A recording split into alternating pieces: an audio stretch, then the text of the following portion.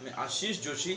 आज हम शासकीय विद्यालयों में पढ़ने वाले बच्चों के लिए प्रायिकता के संबंध में अध्ययन करने वाले हैं। प्रायिकता वैसे तो डरावना टॉपिक है, पर मेरा ऐसा मानना है कि 10 से 12 मिनट यदि आपने फोकस किया तो चैप्टर बहुत आसान है और आप आसानी के साथ इस अध्याय को समाप्त कर सकते हैं, परफेक्टनेस के साथ, मतलब पूर्णता के साथ। तो आइए हम बात करते हैं प्रायिकता। प्रायिकता का मतलब होता है किसी भी घटना के घटित होने की संभावना, कि वो घटना कितने प्रकार से घटित हो सकती है। तो यहाँ पे हमने जो वर्ड यूज किया ई मींस इवेंट्स, इवेंट मतलब घटना। तो किसी भी घटना के घटित होने की संभावना या उसकी प्रायिकता, प्रोबेबिलिटी। तो इसका फॉर्मूला होता है घटना के घटित होने का अनुकूल प्रकार बटा कुल प्रकार। अनुकूल प्रकार मीन्स फेवरेबल टर्म्स, जो आपको चाहिए या जो आपसे प्रश्न में पूछा गया है उसको हम क्या बोलेंगे, अनुकूल प्रकार या फेवरेबल टर्म्स। और जो आपको नहीं चाहिए और जो आपको चाहिए, दोनों के योग को हम बोलेंगे यहाँ पर कुल प्रकार। माना किसी घटना के घटित होने का अनुकूल प्रकार है ए और प्रतिकूल प्रकार है बी, मतलब ए आपको चाहिए और बी आपको नहीं चाहिए, तो कुल प्रकार क्या होना चाहिए उसका, ए प्लस बी। ये हमारे पास क्या बन जाता है इसका कुल प्रकार, इसको मेंशन करें कुल प्रकार। अब अनुकूल प्रकार कौन है, ए। तो यहाँ पे प्रायिकता कितनी होना चाहिए, अनुकूल प्रकार बटा कुल प्रकार। ए आपके फेवर में है और ये आपका कितना होगा कुल, इसको बोलेंगे घटना के घटित होने की प्रायिकता, ए अपॉन ए प्लस बी। और जब कभी आपसे मांगा जाए कि घटित नहीं होने की प्रायिकता, क्या मांगा जाए, घटित नहीं होने की, नॉट हैपनिंग प्रोबेबिलिटी, तो उस केस में क्या होगा, अनुकूल प्रकार क्या बन जाएगा, ये वाला जो प्रतिकूल है, तो बी अपॉन ए प्लस बी। ये घटना के घटित होने की प्रायिकता है और ये घटना के घटित नहीं होने की प्रायिकता है। अब यदि हम दोनों को ऐड करना चाहें तो हमारे पास क्या होगा, देखिए आप, घटना के घटित होने की प्रायिकता हमारे पास है ए अपॉन ए प्लस बी और घटना के घटित नहीं होने की प्रायिकता हमारे पास है बी अपॉन ए प्लस बी।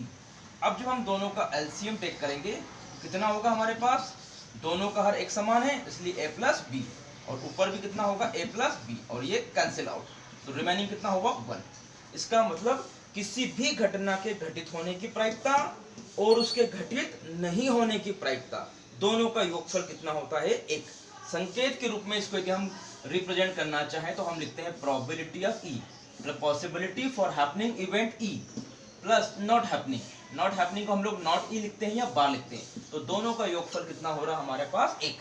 मतलब घटना के घटित होने की प्रायिकता और घटित नहीं होने की प्रायिकता का योगफल कितना है, 1। इन दोनों में से यदि कोई सी भी एक प्रायिकता आपके पास है तो दूसरी प्रायिकता 1 माइनस करके आसानी के साथ निकाल सकते हैं। जैसे राम के किसी परीक्षा में पास होने की प्रायिकता 1/4 है, राम के किसी परीक्षा में पास होने की प्रायिकता कितनी है, 1/4। तो राम के फेल होने की प्रायिकता कितनी होगी, तो पास होने की 1/4 है और आपको चाहिए पास नहीं होने की, तो क्या करेंगे आप, इस 1/4 को 1 में से कम कर देंगे, कितना आएगा आपके पास 1 माइनस 1/4, तो ये बन जाता है 3/4। मतलब राम के पास होने की प्रायिकता 1/4 और राम के फेल होने की प्रायिकता 3/4। अब हम प्रायिकता से संबंधित कुछ महत्वपूर्ण तथ्यों की ओर आपका ध्यान आकर्षण करना चाहेंगे। ये हमेशा ऑब्जेक्टिव के रूप में आते हैं और आपको इनका ज्ञान होना चाहिए। तो पहला फैक्ट, किसी भी निश्चित घटना की प्रायिकता कितनी होती है, 1। मतलब हमेशा निश्चित घटना की प्रायिकता कितनी होगी आपके पास, 1। प्रायिकता का मान 0 हो सकता है, तो किस प्रायिकता का मान 0 होगा, वो प्रायिकता जो असंभव हो। कैसी हो, असंभव हो। जैसे आसमान में 4 सूर्य होने की प्रायिकता, तो फिलहाल तो हमारी आकाशगंगा में 1 ही सूर्य है, तो 4 सूर्य हो ही नहीं सकते, तो उसकी प्रायिकता कितनी हो जाएगी हमारे पास, 0 हो सकती है।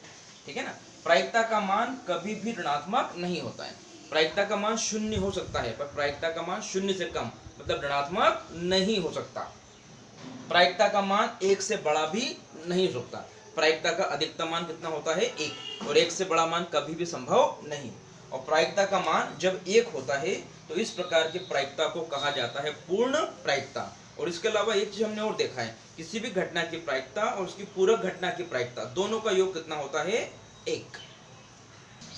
अब मुख्यतः जो प्रायिकता है वो इन 3 चीजों के आसपास घूमते हैं। अधिकांश जो क्वेश्चन है वो इन 3 चीजों पर आधारित होते हैं। मैं तीनों का आपको वर्णन क्लियर करता हूँ। सबसे पहले प्रायिकता में क्वेश्चन आते हैं सिक्के से रिलेटेड, कॉइन। अब कॉइन आपने देखा है, कॉइन का जो फर्स्ट फेस होता है इसको हम बोलते हैं हेड, क्या बोलेंगे हम, हेड। और जो बैक वाला पोर्शन है उसको हम बोलते हैं टेल, शीर्ष और पुच्छ। सामान्यतः सिक्के पे शीर्ष फ्रंट वाला फेस और टेल मतलब बैक वाला पोर्शन। तो किसी भी सिक्के को उछालने पर संभावना कितनी होती है? दो प्रकार से, या तो हेड आएगा या फिर क्या आएगा? टेल। तो एक सिक्के को उछालने के कुल प्रकार कितने होते हैं? दो। अब आपसे ऐसा प्रश्न पूछा जाए कि एक सिक्के को उछालने पर हेड आने की प्रायिकता बताइए, तो आप जानते हैं कि सिक्के को उछालने पर हेड कहाँ आएगा? एक प्रकार से, और कुल प्रकार कितने होगा? दो, या तो हेड आएगा या टेल। तो आपकी प्रायिकता क्या होना चाहिए? अनुकूल प्रकार बटा कुल प्रकार। तो हेड आने का अनुकूल प्रकार एक और कुल प्रकार दो, तो प्रायिकता क्या हो जाएगी आपके पास? 1/2, अनुकूल प्रकार बटा कुल प्रकार। इसी प्रकार यदि एक साथ दो सिक्के उछाले आपने, कितने सिक्के उछाले आपने? दो, तो संभावना क्या होती है? या तो दोनों पर हेड आ जाए, एच, या पहले पे हेड आए दूसरे पर टेल आए, या फिर पहले पे टेल आए दूसरे पर हेड, या फिर दोनों पे क्या है आपके पास? टेल। ये कुल 4 प्रकार की संभावनाएं होती है दो सिक्कों को एक साथ उछालने पर। अब आपसे बोला कि दो सिक्कों को उछालने पर कम से कम एक हेड आने की प्रायिकता। कम से कम मतलब एक तो आना ही चाहिए, एक से ज्यादा भी आएगा तो भी चलेगा। तो देखिए, जब ये वाला प्रकार आएगा तो आपकी बल्ले बल्ले हो जाएगी, आपको मजा आ जाएगा। तो एक अनुकूल प्रकार, यहाँ भी एक शीर्ष है जो आपको चाहिए हेड, यहाँ भी एक शीर्ष है। तो इन तीनों कंडीशन में आपकी इच्छा पूरी हो रही है, और यहाँ पर आपकी इच्छा पूरी नहीं हो रही है। तो अनुकूल प्रकार कितने होगा आपके पास? 3, और कुल प्रकार कितना होगा? 4। तो दो सिक्कों को उछालने पर कम से कम एक शीर्ष आने की प्रायिकता कितनी होगी? 3/4। ठीक है। अब हम बात करते हैं पासे की। पासा मतलब डाइस। डाइस सब लोगों ने देखा है और आपने काफी लूडो भी खेला है, ठीक है ना। तो पासे में 6 फलक होते हैं और फलक पर 1 2 3 4 5 6 अंकित होता है एक एक फलक पर। अब आप किसी भी पासे को फेंकते हैं तो उसको उछालने के कुल प्रकार कितने होते हैं? 6। मतलब एक पासे को उछालने के कुल प्रकार 6। अब आपसे ऐसा प्रश्न किया जाए कि एक पासे को उछालने पर ऊपरी फलक पर सम संख्या आने की प्रायिकता क्या निकालना हमको? सम संख्या, इवन नंबर। तो जब पासे को उछालोगे 2 आएगा तो आपकी इच्छा पूरी हो जाएगी, या 4 आया तो भी आपकी इच्छा पूरी होगी, 6 आया तो भी आपकी इच्छा पूरी होगी। मतलब एक पासे को उछालने पर सम संख्या आने के लिए आपका अनुकूल प्रकार कितना होगा? 3। क्योंकि जब ये नंबर्स आएंगे 5 3 या 1 तो आपकी इच्छा पूरी नहीं होगी। आपका रिक्वायरमेंट क्या है? आपको सम संख्या चाहिए, मतलब 2 4 या 6। तो अनुकूल प्रकार कितना हुआ आपका? 3, और कुल प्रकार कितने हुए? 6। तो प्रायिकता कितनी हो जाएगी आपकी? 1/2। अब हम आते हैं सबसे महत्वपूर्ण चीज, ताश, प्लेइंग कार्ड्स, ठीक है ना। तो एक ताश की गड्डी में कुल पत्ते कितने होते हैं? 52। 52 कार्ड्स होते हैं इन अ डेक ऑफ कार्ड्स, ठीक है ना। ताश की गड्डी में 52 पत्ते। इन 52 पत्तों को हम 4 कैटेगरी में डिवाइड करते हैं। नंबर 1 ईट, ईट को हम लोग बोलते हैं डायमंड। डायमंड कितने होते हैं? 13। फिर हमारे पास हार्ट, हार्ट मीन्स लालपान, लालपान भी कितने होंगे? 13, ठीक है ना। स्पेड, स्पेड मीन्स हुकुम, कितने होते हैं? 13। और क्लब, क्लब मीन्स चिड़ी, चिड़ी कितनी हमारे पास? 13। ऐसे 13 13 13 13 करके कुल कितने होते हैं? 52 पत्ते। मैं एक बार आपको इसका विवरण क्लियर कर देना चाहूंगा।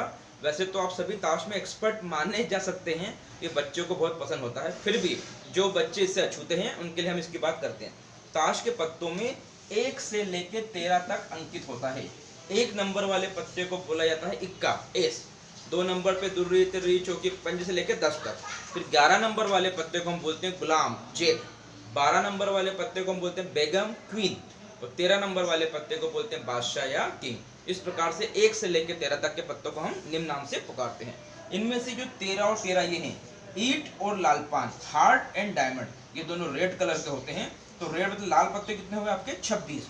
ऐसे ही ये हुकुम, स्पेड और चिड़ी, क्लब, ये दोनों भी 26 होंगे, और ये किस कलर के होते हैं? काले। मतलब 26 पत्ते काले होते हैं और 26 पत्ते लाल होते हैं। अब क्वेश्चन किस प्रकार से बनेगा आपसे? ताश की गड्डी से एक पत्ता निकाला जाता है, उसके लाल होने की प्रायिकता बताइए। तो सिंपल सा क्वेश्चन है। ताश की गड्डी में कुल पत्ते कितने होते हैं? 52। तो कुल प्रकार कितने होगा? 52 पत्तों में से एक पत्ते निकालने का 52, ठीक है ना। अब उस पत्ते का होना चाहिए लाल। तो लाल पत्ते कितने हैं आपके पास? 26। तो 26 में से कोई सा भी एक पत्ता आएगा तो आपकी इच्छा क्या होगी? पूरी। तो अनुकूल प्रकार कितने होगा आपके? 26। तो 26/52 मतलब 1/2, ये आपकी हो जाती है प्रायिकता। अब थोड़ा सा क्वेश्चन को चेंज करते हैं। ताश की गड्डी से एक पत्ते के निकालने पर उस पत्ते के चिड़ी का इक्का होने की प्रायिकता, चिड़ी का इक्का होने की प्रायिकता। अब देखिए, पत्ता तो एक ही निकालना है, तो कुल प्रकार कितने होंगे आपके? 52, ओके। पर आपको निकालना क्या? चिड़ी का इक्का। अब देखिए, कुल 4 इक्के होते हैं। एक का ईट का होगा, एक लालपान का, एक हुकुम का और एक चिड़ी का। तो आपकी इच्छा पूरी कब होगी? जब आपके पास चिड़ी का इक्का आए। तो चिड़ी का इक्का अपने आप में एक ही पत्ता है, उसके अलावा दूसरे पत्ते से आपकी इच्छा पूरी होने वाली नहीं है। तो यहाँ पर अनुकूल प्रकार कितना होगा? एक। जब चिड़ी का पत्ता आएगा तभी आपकी इच्छा पूरी होगी। तो अनुकूल प्रकार 1, कुल प्रकार 52। तो प्रायिकता बन जाती है 1/52। तो इस प्रकार से आप समझ सकते हैं प्रायिकता का एक ही फार्मूला है, अनुकूल प्रकार बटा कुल प्रकार। अनुकूल प्रकार हमेशा सवाल पर डिपेंड होता है। सवाल में जो आपकी आवश्यकता है, जो आपको निकालना है, उसको आप क्या मानेंगे? अनुकूल, और उसी की दिशा में आपको सोचना है। बहुत आसान है। और नीचे क्या होगा? बटे में हमारे पास कुल प्रकार, मतलब जो चाहिए वो भी और जो नहीं चाहिए वो भी। तो चलिए आज प्रायिकता के आप क्वेश्चन कीजिए और जो भी डाउट्स हो वो हमारे कमेंट बॉक्स में डालिए।